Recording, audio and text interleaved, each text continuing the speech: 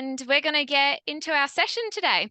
So, today we're actually covering meal planning for arthritis relief, and it's a different kind of webinar, and you'll understand as we get deeper into it. I will say to everyone who's new here that these presentations usually just contain very general information and advice. We do a lot of research to make sure this information is evidence-based, it's accurate, it's reliable. But if you have questions that do go back to your own treatment and, you know, they're in regards to your own medical condition, I will often direct you to go back to your doctor or your main healthcare provider. Okay, so I mentioned that this session's a little bit different and I'm excited for it. So we're going to be talking a little bit more about meal planning, meal preparation, more in the context of those kitchen hacks. We're going to be talking about how to kind of prevent fatigue in the kitchen and overcome some of those really common challenges we experience when we're cooking and trying to get healthy and improve things like our nutrition. So I'm going to ask you guys a question. What kind of challenges do you guys face in the kitchen? I'm no good standing up after 5 minutes. Yeah. Do you do anything to overcome that, Julie? Do I do what? Do you put in place any kind of strategies to help with that I've fatigue tried standing sitting up? on chairs and things, but it doesn't work. I just put things in the microwave Yeah, or okay. grill them or under the griller. We go for that option, just to chuck them in the oven or the griller, microwave. I used to burn things, and I heard if you overheat olive oil, it becomes trans fat. So I cook eggs at level 2, very low, and just wait a bit longer. They taste better. Yep, okay. So in terms of just cooking methods, that's where you found out some information. You want to try implement things that are going to improve the nutritional composition. What Yeah. about in terms of those of you who have hand arthritis or arthritis in the hips and the knees? Do you kind of face any logistical challenges? Well, I think, sorry to butt in, but I think that's why I've got chronic back pain, but also the arthritis. Yeah. Makes me really sore and stiff all over. Makes things a bit difficult. So I guess you're not alone there. Some of the most common challenges we do see in the kitchen, though, they do include things like reduced joint flexibility. So sometimes that can really limit our range of motion. And this can make things like reaching, bending, lifting, all these things really difficult, especially if in your kitchen you have cupboards that are a little bit more out of reach, or utensils and cookware that are placed in very awkward spots.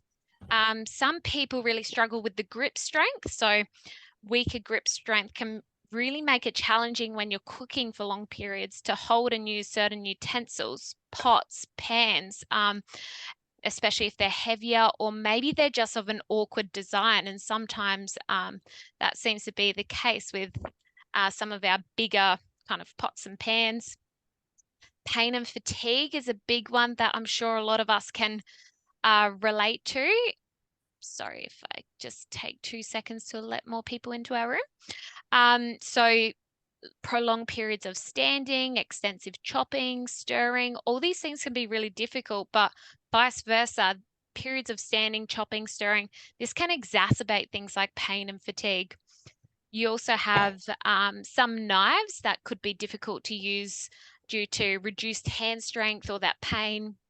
Some people even find that the heat from cooking or cold temperatures can really exacerbate that stiffness and hand, especially if you're someone who finds yourself a bit more sensitive to temperature changes.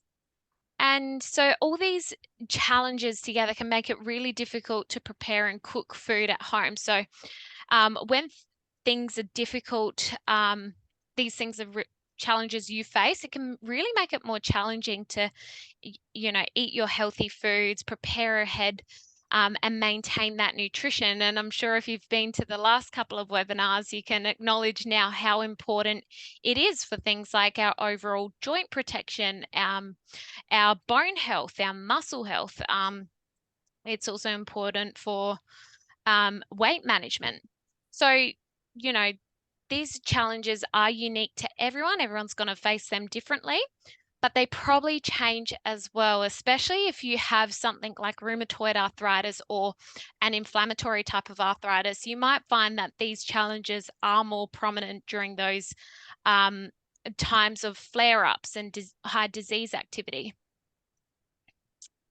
So before we get into the nifty kitchen and cooking hacks, we're going to talk a little bit more about joint protection and how to do that. So not only are these principles that you're seeing here intended to protect your joints, but they're really here to make things less painful, less stressful. And so these can be applied to people living with osteoarthritis, rheumatoid arthritis, but even things like chronic lower back pain, fibromyalgia, polymyalgia rheumatica, lupus, so on. So ultimately, the whole aim of really applying these principles are, one, to conserve your energy, two, avoid that overuse in the hands or the joints that are affected, and three, applying pressure in your joints, especially if you're experiencing a flare-up or you're having a bad day. So what we're going to talk a little bit more about are these principles with a bit more depth. Okay. So the first principle we're going to focus on here, avoiding those tight grips. Has anyone heard this before? How important it is, especially when you're cutting something up or when you're opening something? So instead of really going through it and having to grip onto something really tightly, you can actually find materials and use some tools that are going to help you grip something so you don't need to apply as much pressure through your hands and your fingers.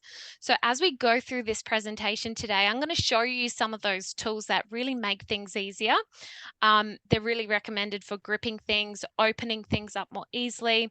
What you're seeing here in this picture is a red jar silicone gripper next to a gripper pads, and these things are really easy to find. You can get them on Amazon, you can get them in Woolworths. They're pretty easy to locate and just make things a whole lot easier. But the same principle applies to when you're using your cutlery. If you're finding it really hard to bring your fingers in towards your spoon or your forks, you can get these tools that have wider handles that actually reduce the amount of pressure you need to put through your fingers. So this is also true for chopping. Has anyone seen these knives before? Yes, I've seen them. Yeah. And I like the red silicone grip for opening things that you can't open. It does work and makes a difference. Yeah. Good to hear your experiences with these tools as well, because some people have never heard of them, and it's good to have that firsthand recommendation, really. But for those who haven't seen this knife before, these are called rocker knives. Another variation is called mezzaluna knives. They're designed so you can actually put your whole hand onto them, grip on them, and then push them down through your shoulder. So you're using your elbow as you cut, but most importantly, you're using bigger muscles and your bigger joints as opposed to the smaller ones. So this is especially important if you have an inflammatory type of arthritis. I always have difficulties to get a proper tool for opening a can opener. I've got half a dozen. Yep. I've got half a dozen at home, and whoever tells me it's a good one, I bought it. I have no luck, and I just have to. Sometimes I spend hours just to open a can, and then I have to ask my neighbor to help me. Hopefully, what I show you a bit later on in the presentation, Janet, I'll be able to kind of give you a recommendation around electric can openers. They make things a lot easier. That's a very common challenge for a lot of people. So there is a reason why I talk about using both hands and bigger muscles. So by using your bigger muscle groups in your arms and in your shoulders, you're actually able to distribute the forces and take that pressure off your little joints. And people who have rheumatoid arthritis probably recognize how hard it is to do things when those little joints are affected. But by engaging these larger muscle groups, you can also have a lot of stability to these joints and reduce risk of overloading them with excessive force. So that's one of the biggest contributors to, I guess, early fatigue. So when you're lifting something with your arms and you're engaging your shoulder joints are actually larger than your elbow joints. Your elbow joints are larger than the joints in your wrists. And then the wrist is larger than the joints in your fingers. So you really want to tap into that strength that you've got up here and get that movement happening from more resilient muscles and joints. And so this is the biggest thing you can do for that energy conservation that I was telling you about. So something we're going to focus in on a little bit more is meal planning, meal preparation, and cooking. Trying to make things a bit easier here. And as you know, we've talked a lot about the importance of eating healthy. It's one of the biggest parts of taking care of ourselves, but also making sure it's not at the expense of our comfort or it's going to aggravate our joints. So when it comes to really making things easier in your kitchen, this is where planning ahead is really key. And so we're going to cover 3 areas here. We're going to talk a bit more about organizing your kitchen, creating a grocery list, and then pre-planning and preparation days. So we'll talk a little bit more about benefits of meal planning. I guess just planning meals in advance, it really helps and has a big impact on making healthier food choices. And this is particularly important if you're someone who really needs to focus on healthy weight management. So this is really key to what helps us create healthy, balanced meals. By planning ahead what foods we are going to use to make up our meals, we can be sure that we're going to include foods that are in line with our weight management or general healthy eating goals. So this is one way of reducing that reliance on those more convenience processed junk type foods. We can also ensure that enough of those necessary nutrients that I've spoken about previously are coming in from our diet to support our joint health, our bone health, muscle mass, and overall well-being. It also helps us really eat more consciously and intently, so we can purposefully bring in more anti-inflammatory foods. We can dial up the fruits and veg and whole grains, lean meats, fatty fish, olive oil in the diet. And then you have the logistics in the kitchen. And so being organized is what can really help with that fatigue component of living with arthritis. So this is what can really help with preventing tiring yourself out, overexerting yourself, overusing your joints, managing any challenges with dexterity, and worsening pain symptoms. And so not only that, people with osteoarthritis and rheumatoid arthritis, sometimes we have this tendency to compensate for these challenges by either using awkward postures, awkward positional adaptations. And so this, sometimes we don't realize, but it does cause more pain and it can restrict movement even further. So if you know what you're preparing in advance, it can save you a lot from that stress that comes with having to pick what you want for lunch or dinner, running to the shops all frantically to get ingredients, having to work quickly to get your meals on. And, you know, another layer to that is that when you are fatigued, there's nothing worse than having to organize that all. So this is where it's really beneficial if you do struggle with that fatigue. So it does all start with organizing your kitchen. So you do want to consider where all your items are actually situated in the kitchen. Cooking can be really hard on your joints, which is why it can be, first of all, really helpful to create things like stations. If you were to work with an occupational therapist, one of the first things that you might do with them is actually go into your kitchen, and you might look at where all your items are actually situated and positioned. So they will usually do an assessment and try help you organize things so you can get things done more easily, more efficiently. And most importantly, you can actually work a little bit longer without tiring yourself out.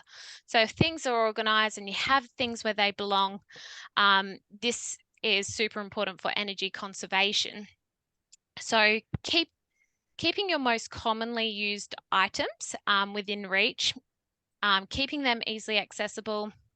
You can save that energy. You can also minimize that reaching and bending and those awkward postures I was just telling you about, which can cause that undue stress on your joints and lead to, a little bit more pain.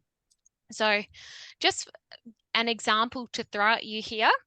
If you don't already have your spices, your spatulas, your cooking utensils near your stove where they're more than likely used the most, it's a really good idea to consider reorganizing things so you can actually easily retrieve them, because it's more likely you're going to be adding your spices right above your stovetop, or you're going to be cooking something over the stovetop and you just want to get your spoon and use that. It's kind of the same for having dishes and glasses near your dishwasher. So if you can store them nearby and you can keep them close as possible, that can be really helpful. It can reduce the actual amount of steps that are needed to go from dishwasher to your cupboards, which might be on the other end of the kitchen. So it makes things a lot easier when you're putting things away. Having knives and cutting tools as well located right near your chopping boards, this can make things a lot easier. Hot pads, you don't need to go across the kitchen when it's time to move something hot. It's a good idea to have them near the stove or near the oven. It's just really a matter of thinking about what do I do here and what do I need to have nearby to make things a lot easier for ourselves. Another nifty tip is having lazy Susans in your cabinets. So this is something I found really interesting, and despite not having arthritis, it's something I definitely want to adapt. So you can actually store several items into your cupboards and make it easier to access without all the straining, the reaching, the bending. By making use of a lazy Susan in the cupboards, can have spices and all these other smaller items easily organized, so you can get them out of those crowded cupboards. Just going to let some more people in.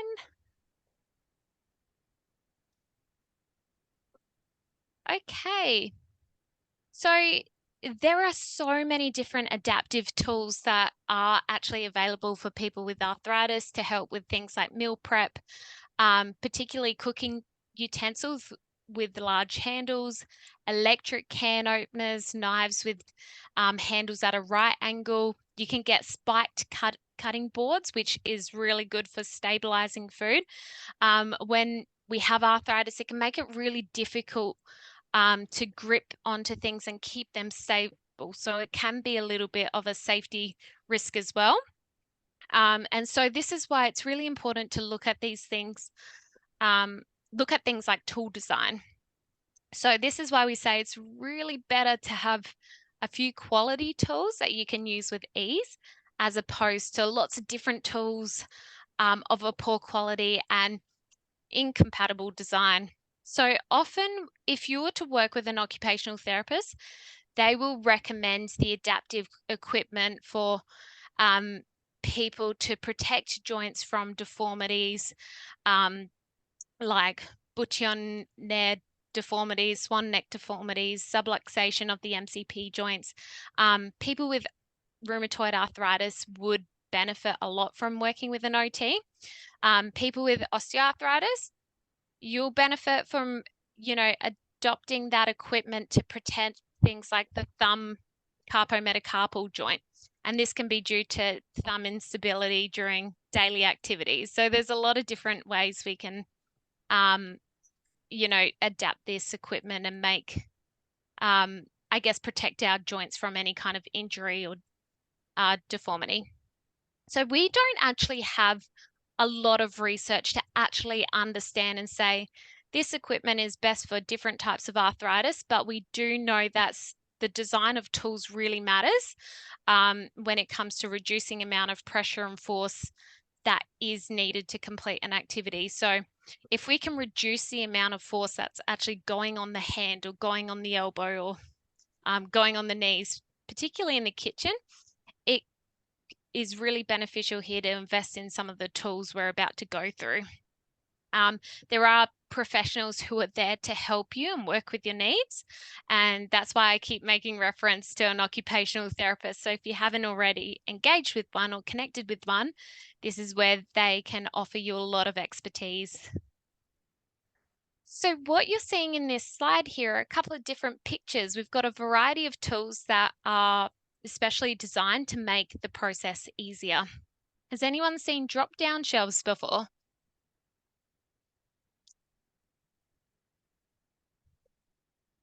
No, I've not. Okay, so if you Sounds really interesting. That's you can get like a corner cupboards. You can get like it's built in, you know, so it's like a lazy Susan, a really big lazy Susan. Yeah, absolutely. So these drop-down shelves can be really helpful, especially if you have your cupboards that are a little bit out of reach. They're a bit high above, well, too high for us to reach into. They don't take as much energy. It's just a matter of pulling out those shelves and dropping them down, and they can be installed. I've seen a couple of them going online, but also an occupational therapist might have a look at your kitchen and recommend these based on the kitchen design. Lightweight pans you can see here. So, and making sure they're two-handled pots and pans. If they're if they have padded handles as well, they can actually make cooking a lot more comfortable for arthritic hands, making it a lot easier to lift, carry, manipulate anything in your cooking, making those tasks a lot more manageable. So on the right here, you'll see another type of knife. This one is actually a mezzaluna knife. So this requires two hands, which actually make it easier for cutting and chopping things, especially if you struggle with stiffness in your hands and your fingers. Rocker knives really aim to keep your hand and wrist in a neutral position. So if you do have rheumatoid arthritis, just makes it a whole lot easier to chop while you're standing normally, but also helps avoid pushing your hands into really awkward and crooked positions. Can I show you something that's wonderful for opening jars? Yeah. I would love to see any devices or tools that you have. You put it under the rim of the jar and just lift it up. Wow. And it pops. That's excellent, Kay. So much easier to, yeah. Do you know where you got that one from? Oh, I think you can get it. This is one that does multi things. I forget where I got it, but it's invaluable. That is wonderful. If you could put in the chat group what it's called, and bonus points for including a link. It doesn't have a name. It's just made in China. Okay, so we'll do our best to hunt that one down. Right. I guess what I was going to say to add on to that point I made about the knives earlier as well, from a safety perspective, if you struggle with function in your hands or pain, traditional knives is where it can pose a little bit of a safety risk because they do require stronger grip and precise control. So, you know, these knives with that two-hand operation design, it just provides a safer alternative by minimizing any kind of risks of slips, cuts, accidents, as well as using that rocking motion. What is the two things there, you know, near the pot pans? What is that? The two lots. Which one? Sorry. That The is rocker. Cupboards. the right hand side of the pot. Oh, Rocker Oh, knife. that is the rocker knife. What's that for? So it's basically a two-hand operation.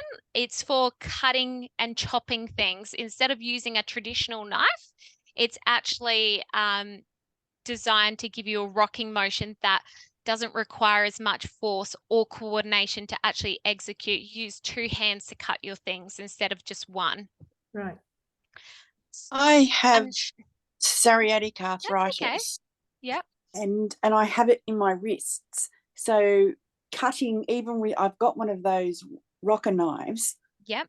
So even with that, it's really hard. What do I do? Because I'm always chopping myself, or I just can't hold the knife. Okay. What? I've got a slide coming up with another option for knives, because knives are a big thing that come up a lot for people. What I will say as well to that point about knives, making sure they're sharpened on a regular basis. It's super important to make sure that you don't have to use as much pressure and force. The sharper your knife, the easier it is to get through those items. And there is a bonus as well if it has a fatter handle. When it has a bigger handle, it doesn't need as much grip. Yeah, okay. Yeah, because I've got it all through my wrist, so I can't do the movement properly to actually get it to work. And also considering these other things that we've got here as well. So I'll walk you through what they are. Bowl stabilizers. These are just designed to keep your bowls stable, so you don't actually have to do it with the other hand. So you want to consider where your hands are located, what they're doing. By using things like this, at least you're kind of saving one of those hands from having to hold on and grip tightly onto something, which, you know, requires a lot of energy. Yeah, it's a good idea. Bowls as well come with grip pads underneath them. So if you can get a bowl with a grip pad underneath, at least it does the same thing. It's going to keep that bowl stable and you don't have to worry about it slipping and moving out of place, especially if you're cutting things. You want to consider how that's going to minimize your risk. Yeah, thank you. Something I actually use in my kitchen all the time, and I swear by it. If I was in my kitchen, I'd actually bring it out and show you guys. But have you seen this multi-function? It's kind of like a slicer, chopper, dicer, all in one. I've seen them advertised on telly. Yeah, so I think the ones advertised are called like a slap chop, where you just have to use your palm and you slap it down. I swear by mine. There's so many different types you can actually get online, but it makes things so easy to actually do anything with your food. So it comes with all the different attachments to actually chop, cut, slice things up. So you don't actually have to use a knife. So who was it that mentioned before about the rocker knives being really difficult due to psoriatic arthritis? That was me. Yeah. Nicola, yeah, so this is another option here because it has all the functions necessary to get that veg sliced and chopped. What about the slicey bit on it? Because I sliced myself on one once before and I haven't used it since. Yes, and that will scare you for a while, put you off using it. But sometimes they will come with a glove, or you can get a glove, but you can put one on when you're slicing, and that will minimize like 99% of the risk of cutting yourself. Oh, okay. Yeah. So you just want to make sure it's not like a rubber glove that can easily slice through, making sure it's like a material that's a bit more tough. Yeah, okay, thank you. So we have some more pictures here. We've got electric jar openers on the left-hand side here. So these ones here are designed to automatically grip and twist the lid of a jar. So this really requires minimal effort from you. The ease of use really makes it particularly helpful if you have hand weakness or limited dexterity. Automatic food choppers as well. So using these for salads, they also kind of deliver those same benefits, being super easy to use. Just with the push of a button, activation of a switch, it's going to very quickly and efficiently process that food, which takes all the need out for manually chopping with a knife or slicing and dicing. Trolley carts, very versatile in terms of ergonomic benefits. Not only can they help with, you know, transporting those heavy, bulky items such as pots, pans, kitchens, you can also use them to kind of store your spices, your oils, your ingredients in. So you're limiting those steps back and from the fridge or from the cupboard. They can also reduce strain on your back, your shoulders, and all those other joints that I've mentioned before. It helps with bringing things into easy reach. So this can really help with preventing things like overexertion, reduce the risk of strains, or even potentially an injury. So if you struggle with that mobility or range of motion in the kitchen, this is where it could be a very nifty kind of investment. And I should say that none of these are sponsored actually, or, you know, I'm not paid by these to advertise these tools and devices. It's just based on what has worked for people who have the same challenges as you guys. So we have another knife recommendation here, which is the Duo Glide Offset Slicer. This one here, I say, can be beneficial. It's recommended by the Arthritis Foundation because it has serrated blades. And so its angle as well, built up handle, makes it super easy to slice things without hardly having to apply any force. And loop scissors. So these have plastic flexible handles, and then you can see there's a stainless steel blade. So just when you're using these, they only require very gentle squeeze to operate them. They can be used between fingers, your thumb, your fingers, palm of the hand. They can be used either right or left-handed. But loop scissors can be quite beneficial if you struggle with normal traditional scissors. So let's talk about the prep and cooking station. Some of you mentioned a little bit earlier that you really struggle with fatigue when you're standing behind the kitchen. Could be behind the stovetop or washing your dishes. When your muscles are tired, it can be really hard to support your joints, which is why sometimes you can get those bouts of pain come on after cooking for extended periods of time, especially if the joint is carrying a lot of load. And this is why we see lots of pain in those load-bearing joints after using the kitchen. So you want to rethink physical movement. We want to think pacing as well, balancing that rest and activity. It's not just important to apply with exercise regimes, but can be really important in the kitchen to actually maximize that endurance. But things that can make it a lot less straining on you, a lot less tiring, having a stool in the workstation. So this can be either to sit on or to lean your legs on. But another thing that can help are anti-fatigue mats as well. So these mats are made of memory foam. They can be really great for the knees and hips. And so a lot of people who actually start using these, they do notice an immediate difference and find themselves able to work for longer periods at a time. So say you're hosting an event or you're doing Christmas at yours, hosting a birthday party. This is where maybe, you know, a muscle mat could help because it's intended to help with, you know, reducing that chance of developing muscle fatigue or leg and back pain. So it might seem pretty simple as well, but keeping those bowls and utensils and anything you commonly use to cook with close to you and within easy reach. So I've said that previously a couple of times, but I will reiterate it because you really want to think about how you're going to save that energy. And sometimes it's just a matter of saving yourself from walking back and forth from cupboards because you might need that energy to actually last you.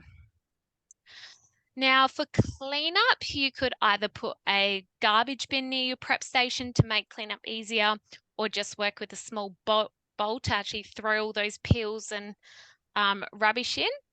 And this can be really effective for not only reducing amount of steps needed to take to the bin, but can help with reducing that cleanup time as well. And we'll talk a little bit more about cleanup rituals after. So when it comes to grocery shopping, you can actually spare yourself some pain and fatigue by planning and preparing your grocery trip. So who makes a grocery list or maintains a grocery list kept with your running list of staples? Yeah, I do. Yeah, I do. Coles have got a list, so I do it through them, and then it actually puts them in the aisle and everything, so it makes it quicker. Excellent. Wandering around all over the place. Vanda, I can see that you've raised your hand. Not sure if that was intentional. Going back to what you guys were saying with the Coles app, Woolworths have one as well, but pretty much you can actually download those apps and you can keep a running list of all those staples you need. And if you have that checklist ready to go, it just makes it a whole lot easier to, plan that weekly menu and make your shopping trips a lot easier. Even if you organize your list by store section, it can help you plan your route better. So, you can actually build a grocery list based off weekly menu and based off where things are located in the store. And this will save you so much time and frustration in the kitchen later on. So there's also, most shops now offer home delivery services for your groceries. Does anyone use click and collect or home delivery? Yep. Some people prefer it. Some people like to get into the shops. So that's an option where, if you order online, you usually park in a specified area, and usually it's right at the front of the door. And so a worker will come and bring your groceries out, load them into your car for you. Can save a lot of time and pain. If you prefer to have a bit more control over what you get and when, this is where home delivery can be good, but I guess using what's available in the stores, and this will take me to my next kind of point about grocery shopping. So when you're in the store, we really advise against using hand baskets. Carrying those heavy loads in your baskets makes it undue pressure on joints, particularly if you need to carry items for an extended period of time. So if you're shopping for an hour or 2 hours, you don't want to be carrying around those big milks and all your groceries in your hands or in your baskets. So use the shopping carts that are available to you. You can lean on them, you can rest on them, can help with distributing weight through arms instead of hands and provide some relief for you. Making sure you're using proper lifting form as well. We talk about this all the time in work health safety, but we forget to mention it about the grocery stores. So it is important for everyone. It's crucial for people with arthritis because any additional stress that you're placing on those weakened joints, it can, make that risk of injury a lot higher. You don't need to be lifting 5 kilo bags of rice to injure yourself. Sometimes it can be done with just a small bag of sugar. So just making sure you're using both hands, using those bigger muscles, like I mentioned earlier, when you're taking things off the shelf, that can really help with that joint protection. If you are already working with a physical therapist or occupational therapist and you're not sure if you are lifting things correctly, you can absolutely get them to show you the proper way to lift those items. So you can practice that more and more so they become natural. Some of the most common mistakes that are usually made at the grocery store can be hinging at the hips to bend over, pick things up off the floor or those lower shelves. And this is one guaranteed way to exacerbate that back pain. So if you have back problems or you don't yet, making sure you bend your knees and squat down properly. Just avoid leaning from that lower spine. Reaches can come in handy for things on the higher shelves or the lower shelves. This will only be, useful for some products, maybe cans, sometimes jars, depending on how grippy they are. But, reaches have their place as well. Now, if you're carrying items close to the body, make sure they're pretty close to the body instead of away from your body. This is what's actually going to make lifting a lot harder if you're carrying things away. So just be aware of your movements and your space here. So for gripping groceries, you can use things like rubber gloves, garden gloves, hand ease gloves have been recommended by a few of our people here. gloves with thin silicone grip. These can make it a lot easier for handling items off the shelf. So particularly for glass bottles or slippery packaging. And don't forget to take advantage of any assistance you can actually get in the store. So for example, asking that butcher or the fishmonger to actually pre-cut your meat or debone your fish. You can also buy pre-cooked foods like roast chicken to serve up at home. These are things you can, take advantage of if you feel you need to. I always say to people, don't be afraid of the odd bit of prepackaged or processed stuff like prepared spaghetti sauce or frozen meatballs. Sometimes these foods, can be great additions to your meals, can save you a lot of time from preparing the food. It can enhance the palatability of your meal. But of course, if you're watching things like salt levels or you're watching your weight, look at the labels and opt for the sugar-free or the no added salt options. But these kind of pre-packaged foods can be really beneficial, especially if you're having a harder day. In Woolies, they've got it's really fantastic. All veggies cut up and everything, and different cuts of meat and everything. It's really good. Absolutely. Take advantage of those pre-cut fruits and those pre-cut veg. I think I've got some messages coming up about that specifically soon, but they're great items to make sure you're still getting that nutrition in, but taking the time out of the prep. What I'm showing you here is a correct way to, use your grocery bags. So what I'm going to say here, I made a point about avoiding plastic bags and using paper bags. So in New South Wales, most grocery stores have the paper bag options. I'm not sure what it's like over in Queensland, but carrying plastic bags can actually lead to deviation of fingers, can be very aggravating. And so with paper bags, it's one way to take less stress off the hands, and it makes it easier to carry from the bottom. So reusable bags can be even better options. Usually the handles are longer, they're not as flimsy as plastic bags, but the best part is you can actually carry those grocery bags by the shoulder, and it helps you carry things closer to your body, which helps distribute weight throughout your whole body, not just those little joints. So this is, you can see on the left-hand side here, a big red cross, not the best way to carry your groceries. The middle isn't too bad. With that reusable bag, you can see she's using the forearm. But right is like the gold standard. He's got the grocery bag over his shoulder. It's a large bag, can fit a lot of things in there. And so he doesn't have to work as hard to get those groceries to the car or into the house. I can't do bags over my shoulders because I've got arthritis in them and I've had them built up, so I can't. Yeah, that's where I think some people have introduced portable shopping trolleys, another option that I've just come across, and I think that could be really beneficial to explore. Now I'm just going to take you through meal prep here.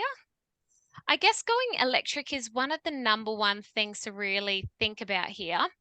You can see electronic tools like jars, cans, you can get bottle openers, stirrers. These electronic devices make things so much easier. It reduces the need for repetitive hand movements, which can be challenging for joint pain, limited dexterity. You have automatic stirrers now, which are battery operated. So if you're one to sit at the stovetop and continue stirring the sauce, these automatic stirrers are designed to just chuck in the pot and they automatically mix around. So there's a lot of electronic devices you can actually get. This is where Amazon can be really great because they've got so many of these things that you didn't actually know existed. If I'm going to show you here, you can see in this picture, this is a nimble. So it's like a little plastic kind of finger cap. It's got a little blade at the very end of it, but it's are really great for opening bags and containers with one finger. So if you struggle with those scissors, you struggle with knives and slicing things open, this is where a nimble can be great. I'm going to show you this red material. Has anyone heard of Dyson? Oh, so I was going to ask what that is. Dyson. Yeah. Yep. So this can be used for anything and everything. So especially products like bottles, jars. Earlier in the presentation, I showed you a red silicone gripping kind of device, but this kind of does the same thing. So you can use it to open bottles, jars. You can use it as non-slip pads. You can put it on counters so things don't slide around. Just gives you extra stability and reduces need for excessive forces or putting strain on your joints. So can be really good for performing those everyday kitchen tasks.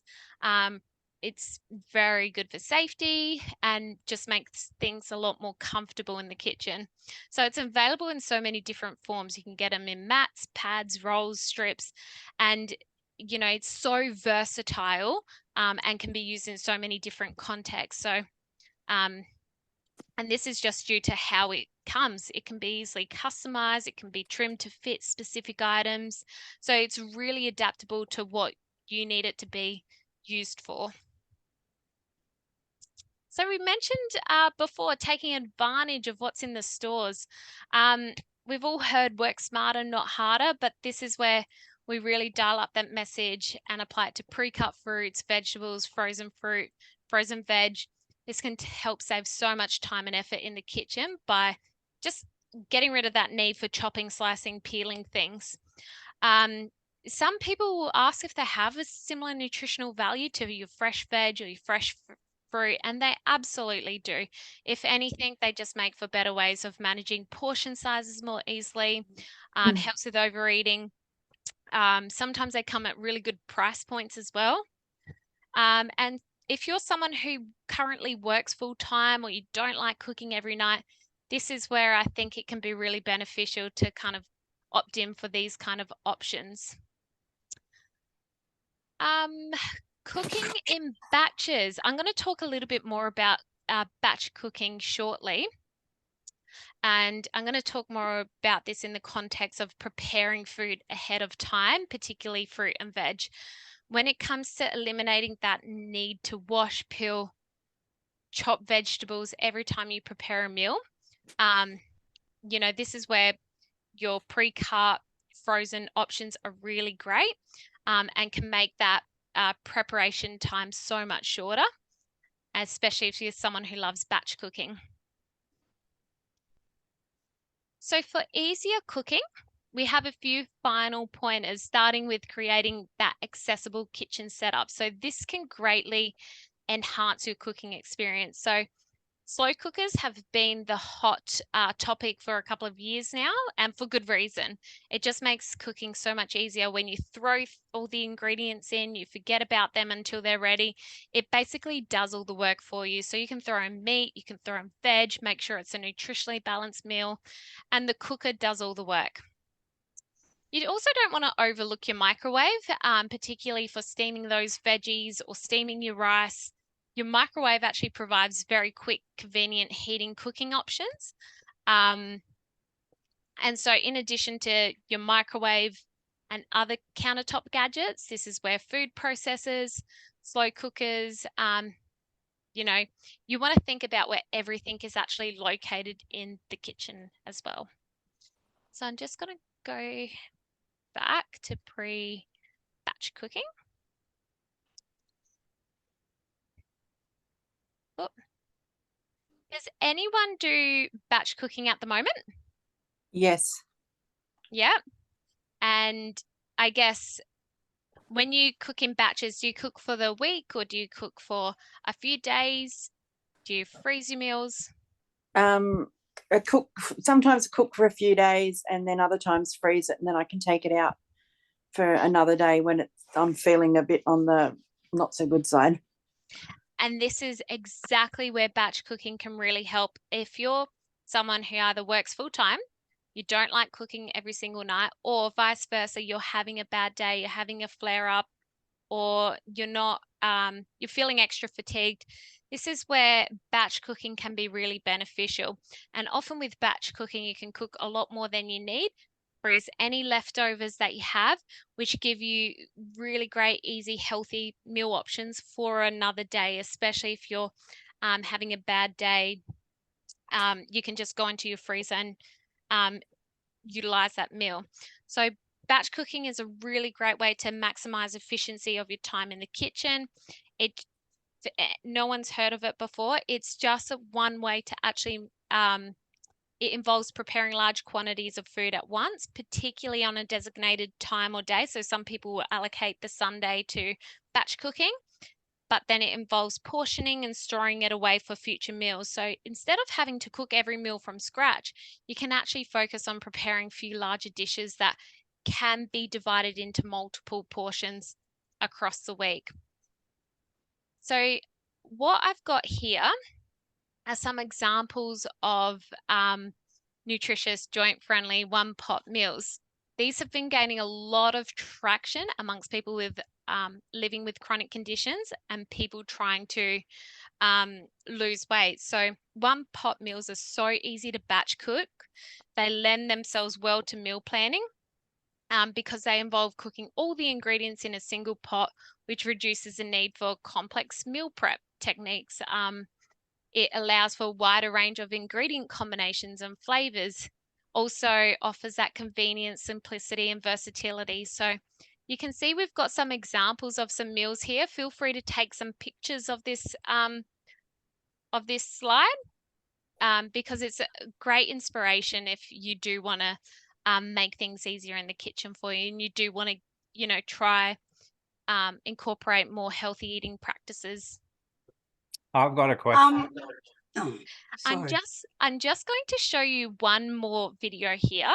So I do have to pause the recording for this. Yes, I'd like your comments on storing the food in plastic containers. I heard the tomato goes into the plastic and the plastic goes into the tomato. Oh, okay. Plastic goes into tomato and tomato goes into plastic. You get a red stain on some plastics when they reckon the plastic molecules go into your food. So glass is better. Well, in terms of a sustainability perspective, I'm always going to advocate for glass, you know, storage containers and lunch boxes, bowls. I'll always advocate for glass in that regard. But in terms of what we know about the leaching of, you know, plastic and how that enters the food, I guess there is some research that is looking more into that and, you know, the impacts it can have on health. We have nothing yet to conclusively say this is a detriment to our health or well-being, but I guess, you know, we should be aware of it and we should be aiming to minimize it where we can. We don't have research to conclusively say, yep, avoid it at all costs, because some people in reality, they really can't. But we can definitely do our bit to minimize what that exposure is. Yes. Would putting foil paper in it help? That makes it worse. They reckon foil's a problem too. Oh God. We might as well dig a hole and bury ourselves.